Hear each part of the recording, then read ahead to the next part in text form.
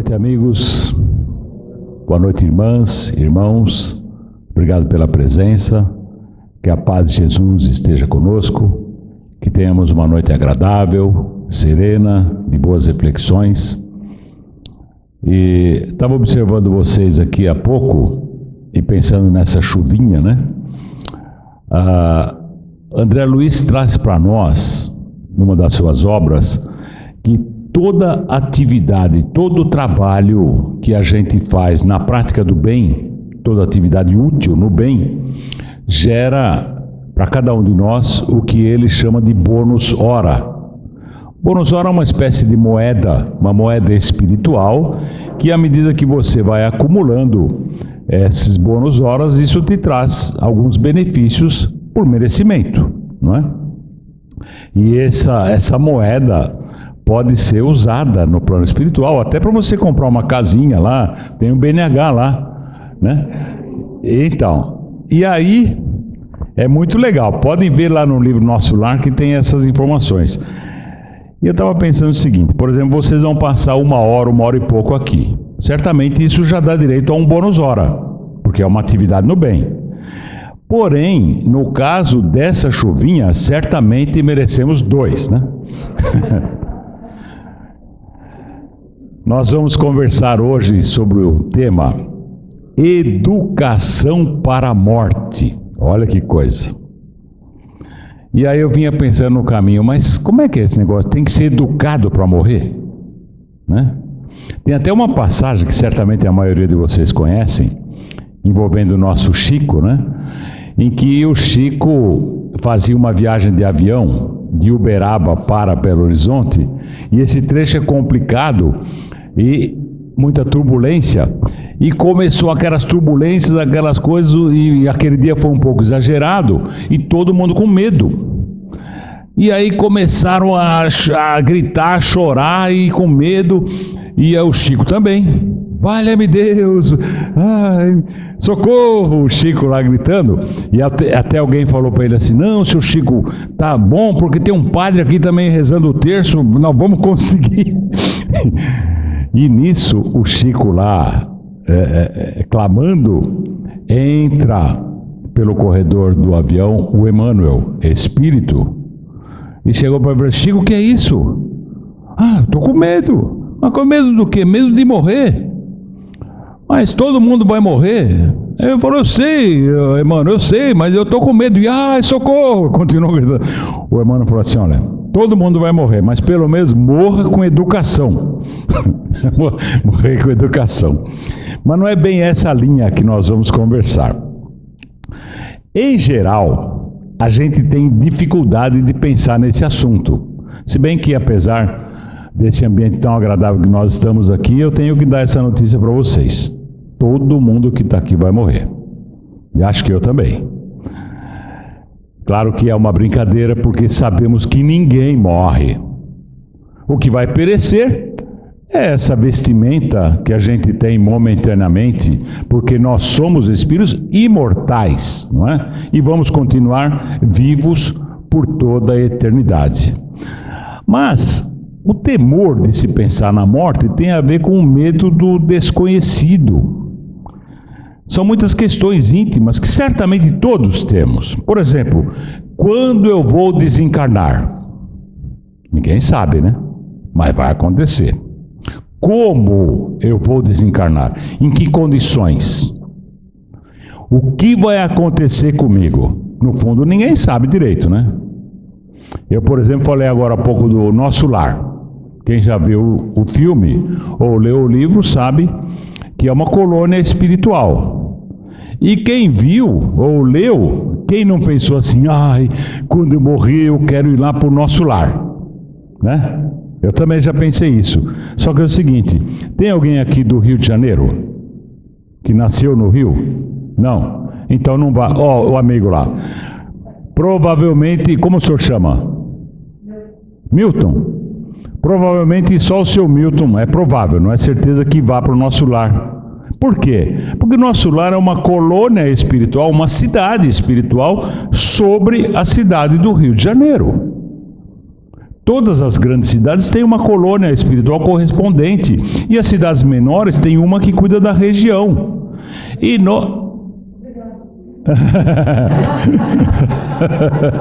tá vendo? E nós iremos, ao desencarnar, provavelmente, dependendo da condição de cada um, iremos para onde estão os nossos sentimentos, o nosso coração, as nossas afinidades, não é? Aí a pessoa falou: nossa, mas eu nasci aqui em Santos, e aí eu mudei para o Canadá por motivo de trabalho. Será que quando eu não conheço quase ninguém lá, e se eu morrer lá, eu vou ficar lá no Canadá? Não, não vai. Vai aonde estão os seus afetos. Mas, quando desencarnarmos, alguém sabe o que vai acontecer consigo mesmo? Quem estuda a doutrina espírita tem uma vaga ideia. Provavelmente um estágiozinho no umbral, né? Isso eu falo do umbral para essas pessoas aí de fora, porque nós espíritas somos praticamente perfeitos, né? A gente não tem que se preocupar com isso, né? Mas o que vai acontecer comigo? Para onde eu vou? Como é lá? Como é lá? São infinitas vibrações, dimensões, e cada um de nós vai ser conduzido pela sua consciência para o lugar exato do seu merecimento, nem melhor nem pior, porque lá não tem jeitinho, indicação, corrupção, não tem essas coisas. Vai para onde tiver que ir, né? E claro que isso dá um medinho, né? Quanto tempo eu vou ficar lá? Meus entes queridos vão me receber, será? E eu os verei? E vai por aí. Então, como tudo isso são dúvidas, é claro que a gente tem receios, né? Sem falar que a gente aprendeu ao longo do tempo sobre as coisas terríveis, assustadoras, né? Que foram nos ensinando, como a caveira, a morte como a foice, vem te buscar, não é isso? A cor negra, que a gente vai se deparar com um Deus parcial, vingativo, né? Eu já parei para pensar tanto nesse assunto, essa história de céu e inferno que a gente aprendeu. Digamos que fosse assim, que não é, né? Um inferno eterno, isso não é compatível com a bondade divina. Imagina, quem de nós, por pior que tivéssemos um filho, uma filha, condenaria esse ser ao sofrimento eterno para todo sempre? Ninguém, por pior que fosse. Que dirá Deus, que é infinitamente justo e bom? Então, essa história de inferno não existe. Mas se existisse, eu me peguei pensando várias vezes o seguinte: qual é a linha de corte? Quanto de mal você precisaria fazer para dizer que vai para lá? Ou fica aqui ou fica lá? Ninguém sabe, né? Não tem a nota 5, 6, 4, não dá para saber. Então dá medo, né? Então, a gente aprendeu que a vida é uma só. Então só tem uma chance. Só tem uma chance. Não tem novas oportunidades, não é assim?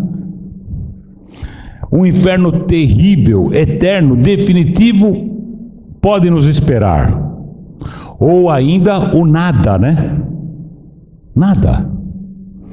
Sabe que, contar uma historinha para vocês. Tinha um ateu convicto. O cara era, sabe, de 4 costados mesmo. A vida toda defendendo o ateísmo, discutindo, brigando com as pessoas, defendendo que Deus não existe, né? E é uma coisa difícil de ser ateu, porque para ser ateu tem que dizer que há efeito sem causa, né? Efeito sem causa, é impossível. Mas de qualquer maneira aquele homem, como 7% da população brasileira, se diz ateu. E aquele homem era ateu. Certo dia ele estava passeando por um bosque muito agradável, assim, sabe? Aquela brisa, as árvores frondosas, os passarinhos cantando, tinha um riacho que corria assim, e ele, o nosso ateu, pensava: puxa vida, mas que maravilha, que agradável esse lugar, como que o caos, o acaso deu certo, né? Porque para o ateu, o universo é obra do acaso. Então aquilo tudo era obra do acaso. E ele pensava assim, quando ouviu atrás assim um barulho no mato. Quando ele olha, era um urso enorme saindo de trás de uma moita. E o urso começou a correr atrás dele. E o nosso ateu tá que corre, né? Fugindo do urso. A certa altura, ele olhou por cima dos ombros assim para ver que distância estava o urso. E quando ele voltou para continuar correndo, ele tropeçou num tronco de árvore que tinha assim, se estatelou no chão, caiu. No que ele caiu, quando ele foi levantar, já não deu tempo. Aquele ursão estava com a pata esquerda assim no peito dele e com a direita com as garras assim, ó, para já dar uma patada nele. Nesse exato instante, o nosso ateu falou assim, ai meu Deus! É claro, né? Avião caindo não tem ateu, né? Aí, quando ele falou, ah meu Deus, o tempo parou. O tempo parou. A brisa parou, o riozinho parou de correr, os passarinhos pararam de cantar, o urso também parou. E do alto uma luz, baixou uma luz assim, e dessa luz uma voz. Falou, escuta, você aí que falou mal de mim a vida inteira, e agora? Como é que fica essa história aí? Vai continuar falando mal de mim? O rapaz falou assim, não, eu reconheço a sua existência. O senhor tem razão, não vou mais falar mal, mas é o seguinte, para mim também sair daqui já falando tão bem do senhor, fica complicado por causa da minha história, eu preciso ir meio devagar, né? Então, precisa ser um processo assim, senão vai ficar muito mal para mim. Não daria para, por enquanto, o senhor tornar o urso cristão? E a voz falou assim, que assim seja. E aquela luz subiu, né? Nesse instante voltaram os passarinhos, a brisa, o riozinho, né? E o urso recolheu as patas ao peito, abaixou a cabeça e falou assim, Senhor, agradeço por esse alimento que eu vou comer agora. É uma atitude cristã, não é verdade?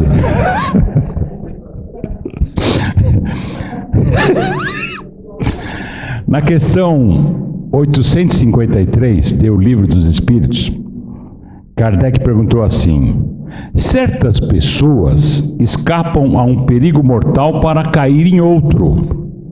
Parece que não pode escapar à morte. Não há nisso uma fatalidade? Kardec perguntou. Os espíritos superiores. Fatal, no verdadeiro sentido da palavra, só o instante da morte. Chegando esse momento, de uma forma ou de outra, a ele não poderei furtar-vos. Já ouviram a expressão, né? Ninguém morre de véspera, né? E quando estamos no plano espiritual, há um planejamento dessa nossa vida, feito em detalhes, sem interferir no livre-arbítrio, evidentemente, né? Essa história de um destino pré-traçado e inevitável não é verdade. Nós podemos fazer da nossa vida o que quisermos. Mas, entre outras coisas, é planejado o tempo que estaremos encarnados. E desse tempo ninguém foge. Na questão seguinte, na 853A, Kardec pergunta, assim, qualquer que seja o perigo que nos ameace, não morreremos se a nossa hora não chegou? Não, não morrerás. Tens disso milhares de exemplos. Mas quando chegar a tua hora de partir, nada te livrará.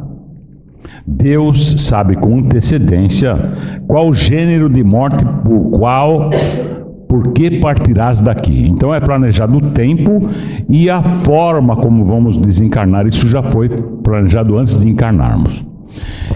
E os espíritos superiores têm tanta razão que quem de nós já não viu a reportagem lá na TV, caiu o avião, 300 pessoas desencarnaram.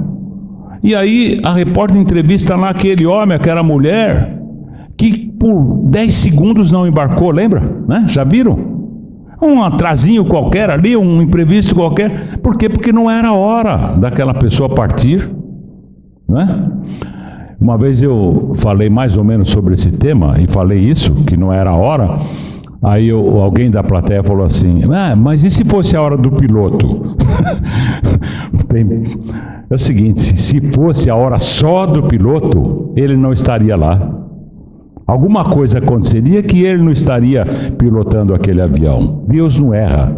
Como diz Einstein, Deus não joga dados.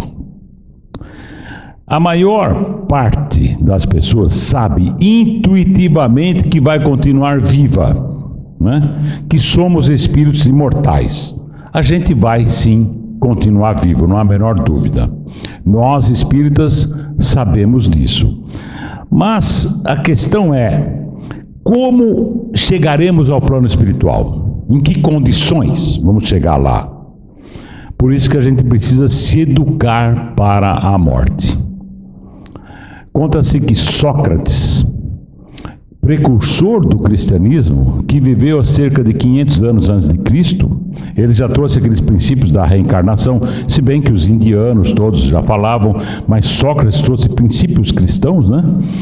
Então, quando o júri de Atenas condenou Sócrates à morte, não é? Ao invés, ele merecia um prêmio, mas o condenaram à morte. Ele estava lá na prisão e a esposa estava lá assistindo o julgamento. Quando houve a sentença, ela saiu correndo, foi até a cadeia lá e apavorada chegou: Sócrates, os juízes te condenaram à morte. E ele calmamente falou assim: eles também estão condenados. Aliás, eu agora há pouco falei que todo mundo está, né? E a mulher desesperada falou assim: mas é uma sentença injusta. Era mesmo, né? É uma sentença injusta. E o filósofo falou: preferias que fosse justa? Né? A sabedoria, né? Um homem educado para a morte.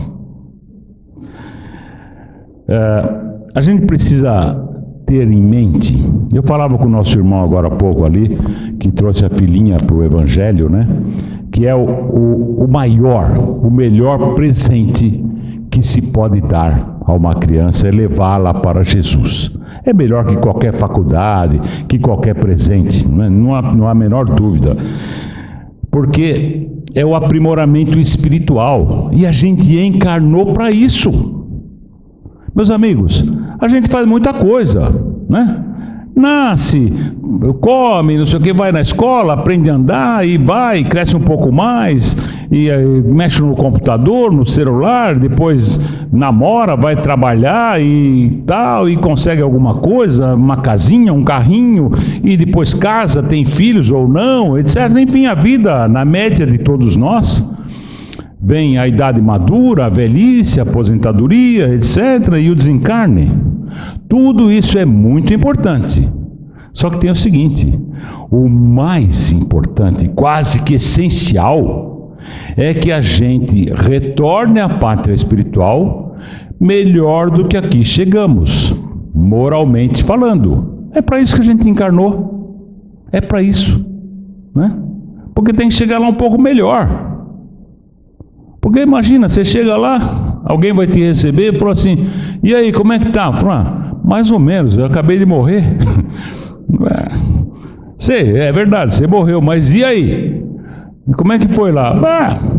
Escuta, você saiu daqui com planejamento que você implorou por ele. Na verdade, você pediu muito mais provas, mais difíceis, mais duras, porque no plano espiritual a gente sabe que a nossa melhoria, a nossa evolução depende de superar algumas imperfeições. E você pediu provas mais contundentes, a gente deu uma maneirada, mas está aqui a listinha do que você se comprometeu.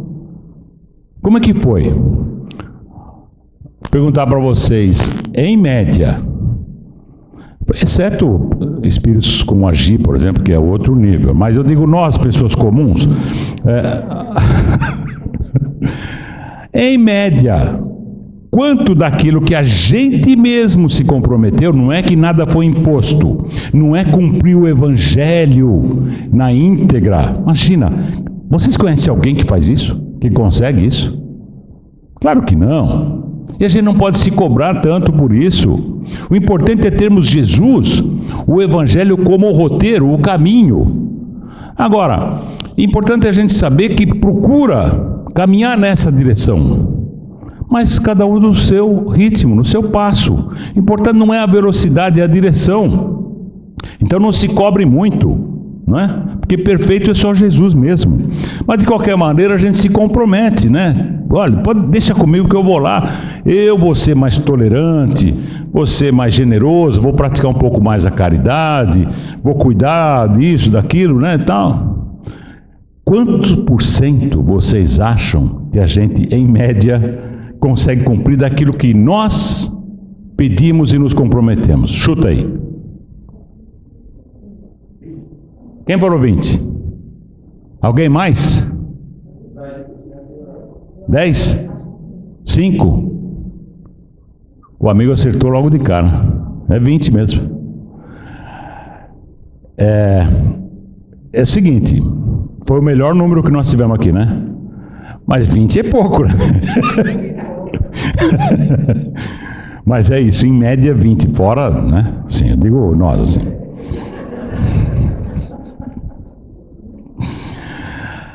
A maior parte das pessoas acredita, age como se os únicos objetivos da vida aqui na Terra fossem crescer, estudar, formar-se numa profissão, ter um bom emprego, um negócio próprio, ter cargos, namorar, bababá, bababá, né? Ir passear nas férias, né? Tudo isso.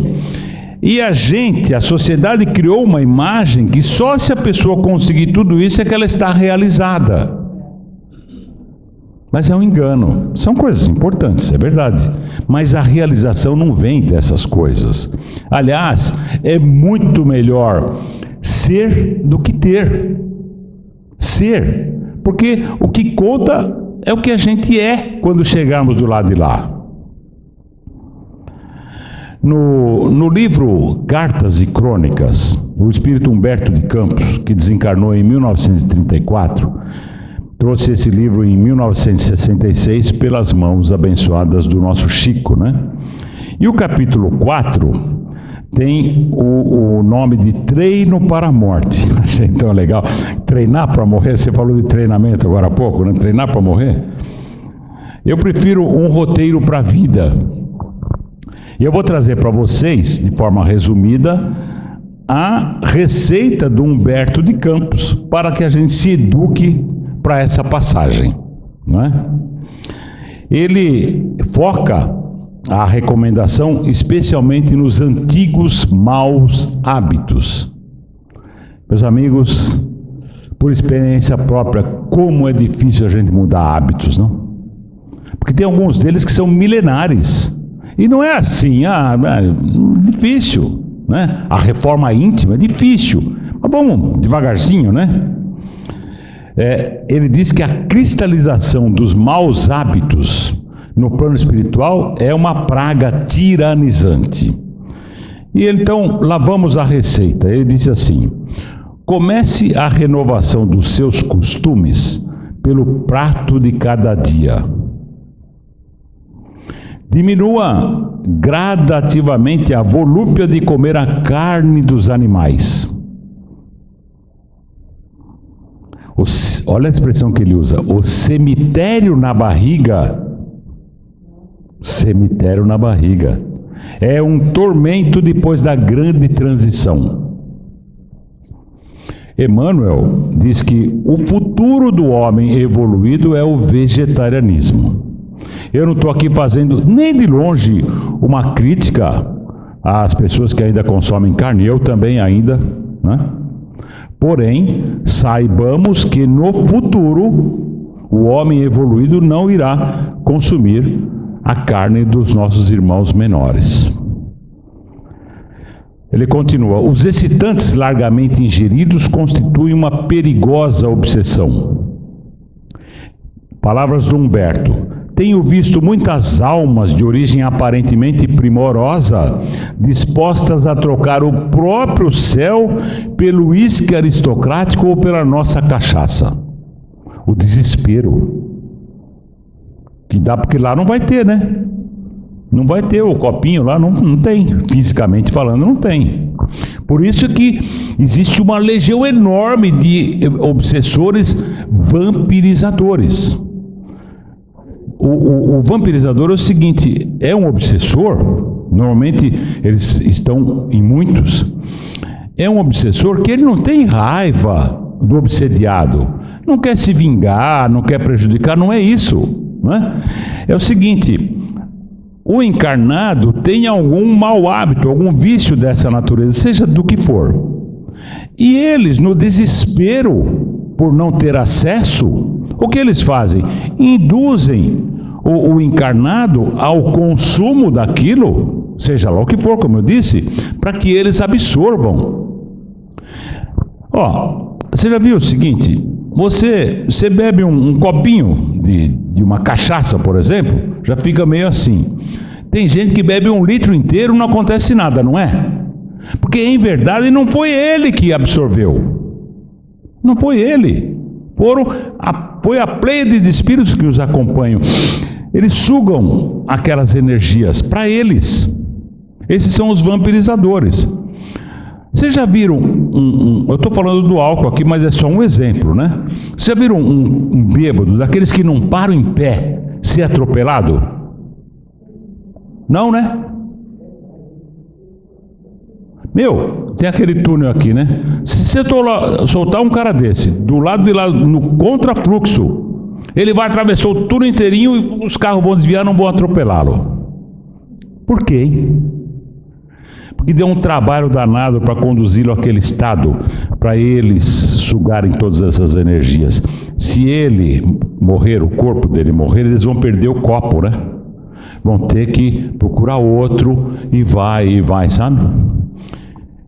Então, são os obsessores vampirizadores. Vampirizador no sentido de absorver. Não tem raiva nenhuma do obsediado. Por causa da fissura, da falta, quando vai para lá. Ele continua. Tanto quanto lhe seja possível, evite os abusos do fumo. Infunde pena à angústia dos desencarnados amantes da nicotina. É outra situação igual. Difícil. Não se renda à tentação dos narcóticos. Por mais aflitivos que sejam as crises no corpo, aguente firme os golpes da luta para se livrar dos narcóticos. As vítimas das drogas em geral demoram-se largo tempo na cela escura da sede e da inércia, no retorno lá. Porque é um sofrimento, né? A fissura Eu não estou aqui fazendo uma crítica, vocês estão me entendendo, né? A recomendação do Humberto de Campos é o seguinte: em quaisquer dessas áreas que a gente tenha uma incidência maior ou menor, vai dando uma maneiradinha, porque quando chega lá não vai ter jeito. Mesmo a questão do sexo, cuidado, procure o equilíbrio. Muita gente boa, diz lá, carregando um verdadeiro inferno em função do sexo desregrado, quando chega lá também. Se você possui algum dinheiro ou alguma posse terrestre, não adie doações, caso você esteja realmente inclinado a fazê-las. Porque é complicado, o espírito sofre, sabe? Vai embora, deixa aqui alguns bens, e a família começa aquela brigaiada, aquela confusão, e vai daqui, vai dali, começa até a xingar o coitado lá, que deixou para eles, né? Porque ia ter deixado isso aqui para mim, não sei o que, para lá, né? Então, se pretende fazer alguma doação de modo consciente, se possível, já deixa a coisa organizada, é melhor, menos sofrimento. Você está fazendo umas caras.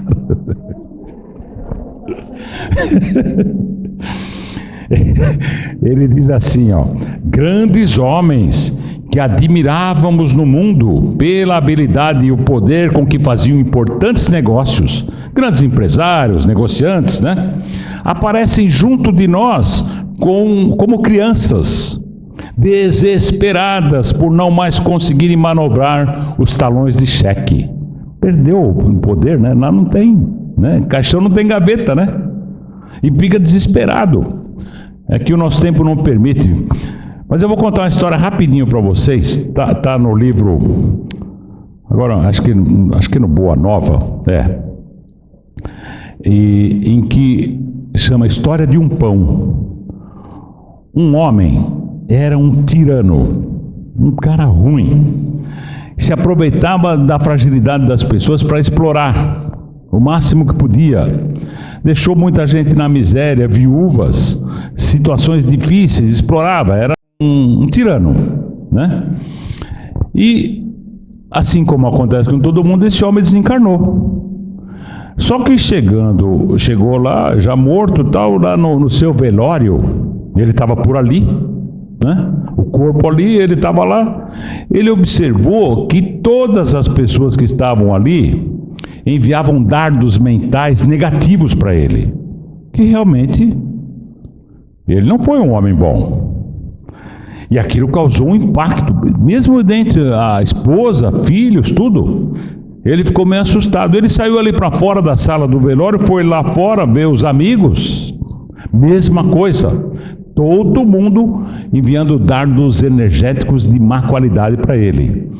Ele pensou, meu Deus, realmente eu fui meio ruim mesmo. Ninguém me quer bem. Eu vou fazer o seguinte, eu vou procurar meus amigos de infância, porque quando eu era criança talvez não era assim, né? E foi procurar os amigos e também a imagem que tinham dele não era boa. Nesse estado de coisas consciencial, ele perdeu a visão. A visão do espírito, é óbvio, não a visão do corpo.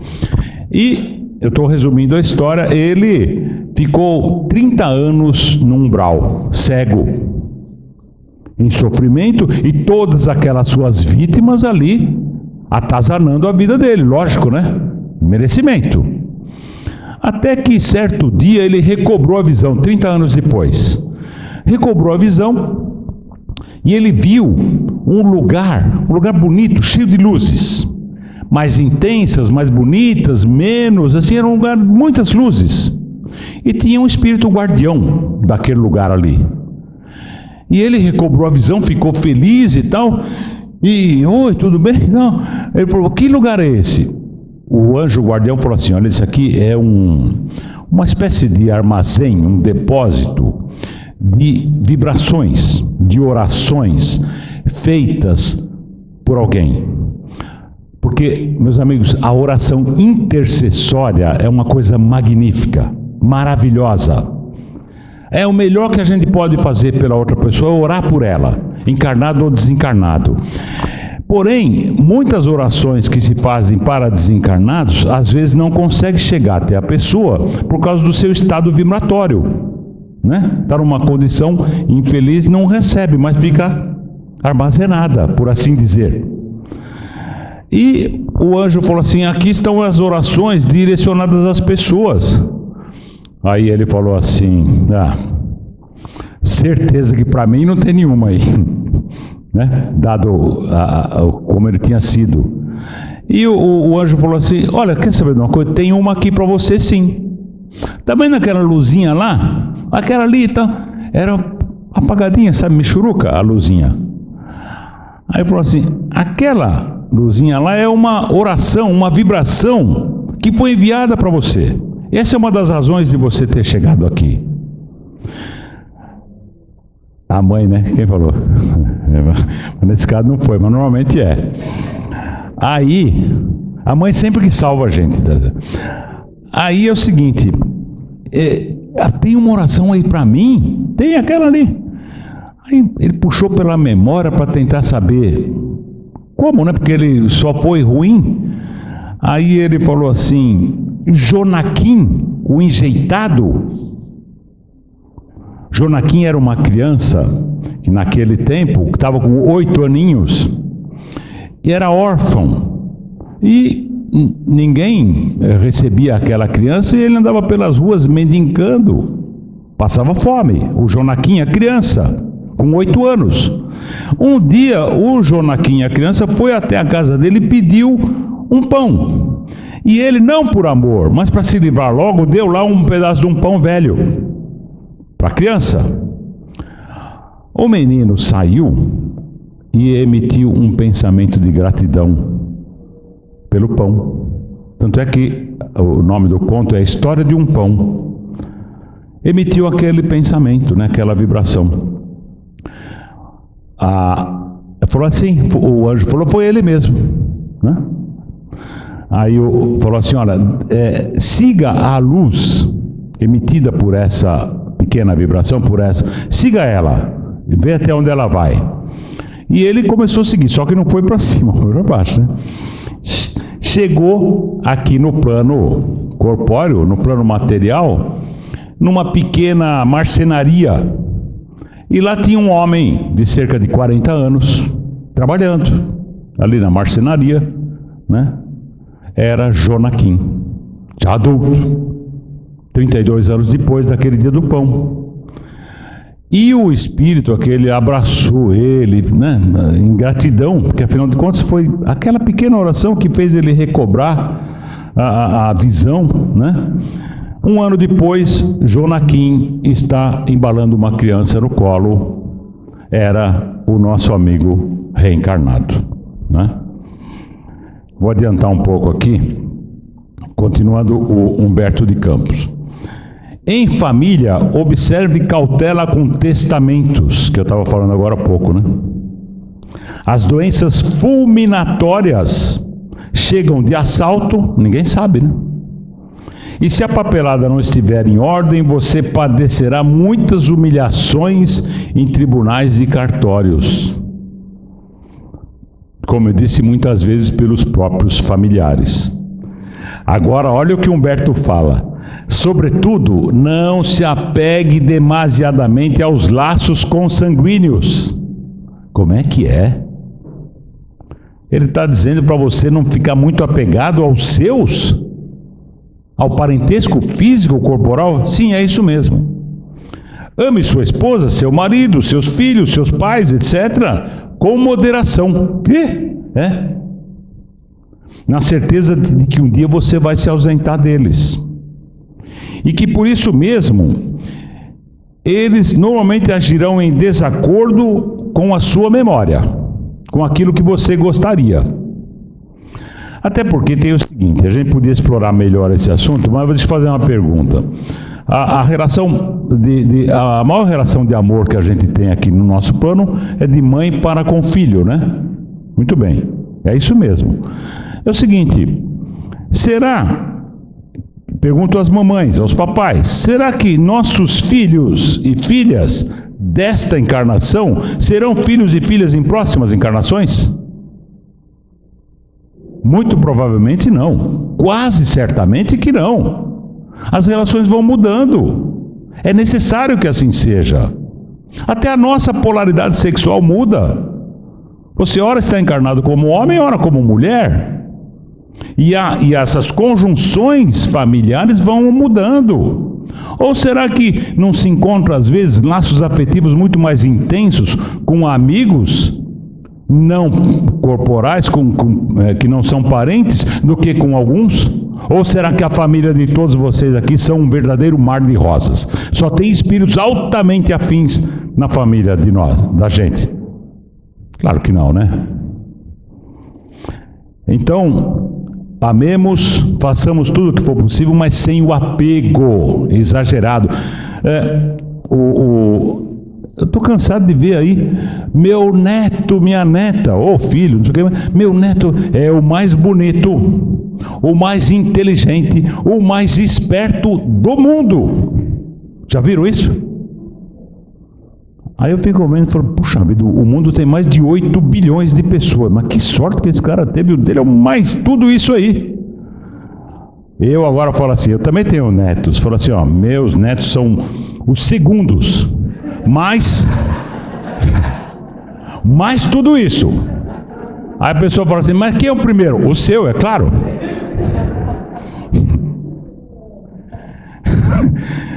Se você possui o tesouro de uma fé, diz Humberto, uma fé religiosa, como nós temos a nossa, abrace-a, sabe? Siga os seus preceitos. Porque é horrível, diz ele, a responsabilidade moral de quem conhece o caminho e se afasta dele.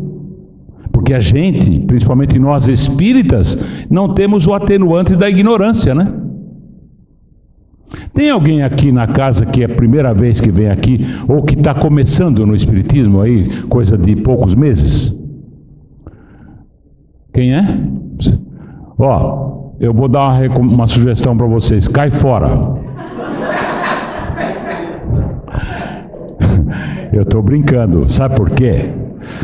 Porque o espírita, dentre as religiões, e falo isso com todo respeito aos demais, o espírita é o que mais estuda, é o que mais participa de encontros como esse, de cursos. A literatura espírita é um sucesso, não é? São 30 milhões de pessoas no Brasil que leem livros espíritas, não é? Mas o problema, daí a minha brincadeira, me desculpem, o problema é que à medida que a gente aprende, a gente passa a saber. E você não tem, então, o atenuante da ignorância. Não dá para chegar lá e falar assim, não sabia. Sabia sim. Né? Bom, e faça o bem que puder. Sem a preocupação de satisfazer todo mundo, faça o bem que tiver ao seu alcance, né? Convença-se que você, diz, é o Humberto que está falando, hein?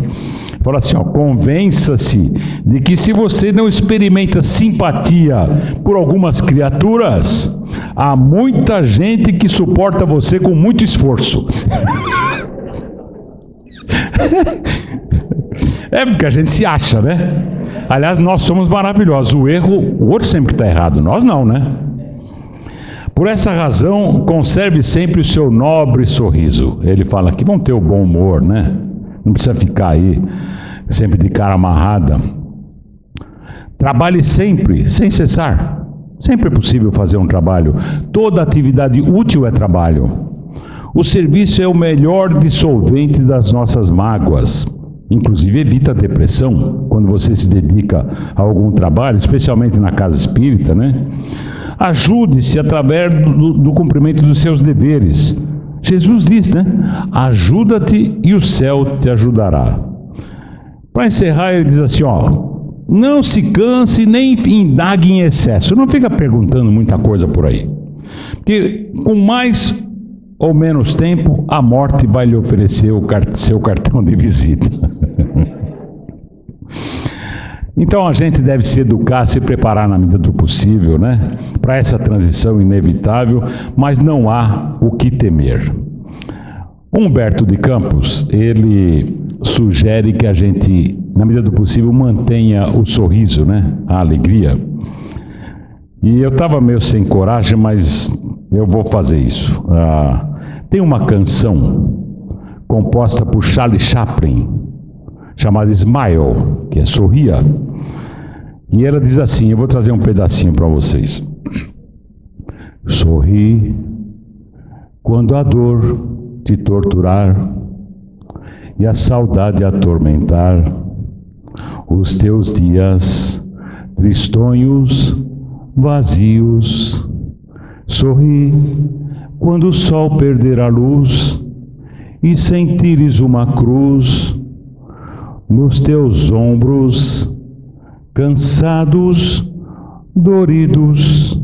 Sorri, vai mentindo a tua dor, e ao notar que tu sorris, todo mundo irá supor que és feliz. Sorriam. Grande abraço.